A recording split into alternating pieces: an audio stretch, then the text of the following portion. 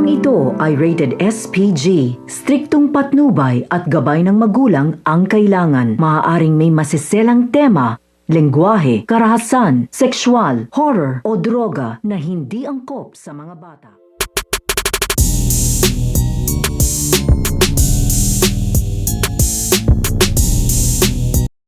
Ang pagtawag nito nga si Camilo dito nga kay Carlo Dalisay. Dahil ito nga si Camilo ay wala na nga itong mahinga ng tulong at hindi na nga na dito alam kung saan pa nga siya lalapit dahil lahat ng kanyang nilalapitan o hinihingan ng tulong ay lahat nga ito ay kakampi na nga dito nito nga ni Lily. Dahil delikado na nga daw dito ang kanyang kalagayan dahil hinihigpitan na nga rin siya dito kagaya na nga ng pagkabihag dito nga daw sa kanyang pamilya ay dito na nga ito makakapag-isip na tawagan na nga dito ito nga si Carlo Dalisay.